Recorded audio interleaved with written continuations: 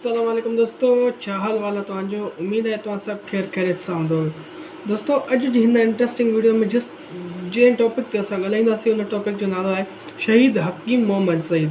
छो जो दोस्तों, असां जंहिं टॉपिक ते ॻाल्हायूं था उहो टॉपिक सिंधी में आहे। इन जे लाइ असां जेके बि टॉपिक्स आहिनि त सिंध में जेके सिंध जे लाइ पंहिंजी जान ॾिननि, सिंधी लैंग्वेज जे लाइ पंहिंजी जान, उन्हनि जे बारे में फस्ट ऑफ ऑल असां ॻाल्हाईंदासीं। ऐं अॻिते हली असां तारीख़ बाय तारीख़ जेको बि मतिलबु त डेली रूटीन त ईंदो वेंदो सिंधी लेसन जे हिसाब सां, असां उन ते बि अॻिते हली वीडियोस ठाहींदासीं।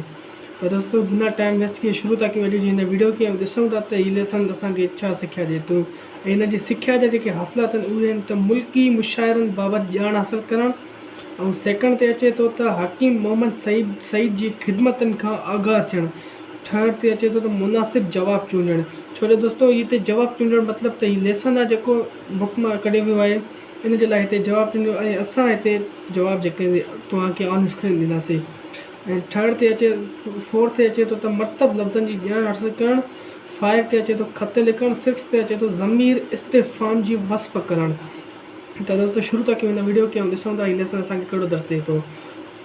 उहे इंसान सदाई ज़िंदा रहंदा आहिनि जेके सचाई ऐं ईमानदारी सां मुल्क ऐं अवाम जी ख़िदमत कंदा आहिनि ऐं तारीख़ में पिणु उन्हनि जो नालो रोशन रहंदो आहे। शहीद हकीम मोहम्मद सईद बि उन्हनि शख़्सियतनि मां हिकु हो जंहिं क़ौम जी तालीम ऐं सिहत लाइ पंहिंजी सॼी ज़िंदगी वक़्फ़ करे छॾी। हकीम मोहम्मद सईद 9 जनवरी 1910 ईस्वी ते दिल्ली में ॼाओ। हिन जे वालिद जो नालो हाफ़िज़ अब्दुल मजीद हो।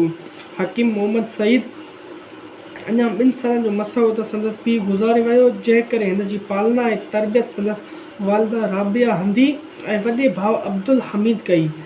हकीम मोहम्मद सईद नंढपण खां ज़हीन ऐं महिनती हूंदो हो। हू 9 सालनि जी उमिरि में क़ुरान शरीफ़ हिफ़्ज़ कयो। प्राइमरी तालीम घर में वरितई ऐं फ़ारसी, अरबी ऐं अंग्रेज़ी ॿोली जी तालीम ॼाऊ उस्तादनि खां हासिलु कयाई। ऐं उन खां अलावा दोस्तों 1939 ईस्वी में हकीम अजमल ख़ान जी क़ाइमु कयल तबई कॉलेज दिल्ली मां तब जो आला इम्तिहान पास करे ऐं मरीज़नि जो इलाजु करणु लॻो। ऐं दोस्तों, अॻिते असां कंटिन्यू कयूं था त हिनखे त उन खां सवाइ पंहिंजे वॾे भाउ अब्दुल हमीद सां गॾु मशरिक़ी तब ऐं दवासाज़ी जी ऐदारी हमदर्द खे तरक़ी ॾियण में बि मसरूफ़ हूंदो हुयो। ऐं उन खां अलावा हकीम मोहम्मद सईद खे क़ाइद आज़म मोहम्मद अली जन्नाह सां ॾाढी अक़ीदत हूंदी हुई। हू क़ाइद आज़म मोहम्मद अली जन्नाह जे घर बि वेंदो हुयो, जिते संदसि भेण मोहतरमा फ़ातिमा जन्नाह संदसि ॾाढो ख़्यालु कंदी हुई। हीउ ॿारनि जी मुस्लिम लीग में बि शामिलु हुयो। पाकिस्तान जी क़याम खां पोइ हकीम मोहम्मद सईद पंहिंजो कारोबार ऐं माल मिल्कियत छॾे 9 जनवरी 1948 ईस्वी ते पाकिस्तान लॾी आयो ऐं कराची में अची रहियो। हकीम मोहम्मद सईद खे हिते अची वॾियूं तकलीफ़ूं पेश आयूं। खेसि हर कमु नए सर करणो पियो, पर हिमत हिन बि न हारी। राति ॾींहुं महिनत करे पाकिस्तान जी अवाम खे जहालत मां कढण ऐं बीमारी खां छुटकारो ॾियण लाइ हिन जदोजहद कई, हिन कोशिशि कई। हिन इब्तिदा में हिकु स्कूल उस्ताद जी हैसियत में कमु कयो ऐं थोरे मोरे मतिलबु कि अफ़ियूं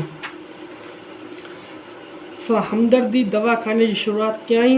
मतिलबु कि हिननि थोरे शयुनि खां दवाख़ाने जी शुरूआति कई। कराची में हिकु कमिरो मसवाड़ ते हिन वठी हमदर्द मतिलबु इस्पताल क़ाइमु कई, जिते जड़ियुनि ॿूटियुनि मां दवाऊं तयारु करे बीमारियुनि ख़िलाफ़ु जदोजहद मरीज़नि जो इलाजु कयई। पंहिंजो हमदर्द दवाख़ानो 1953 ईस्वी में मुल्क जे नाले वक़्फ़ करे छॾियई ऐं उनजी आमदनी तबसियत ऐं तालीम जे वाधारे लाइ वक़्फ़ करे पाण निगरान जी हैसियत में कमु करणु लॻो। त दोस्तों, हीउ हुयो असांजो अॼु जो लेसन जेको हिते एंड थियो आहे। मिलूं था ॿी वीडियो में। अल्लाह हाफ़िज़ दोस्तों।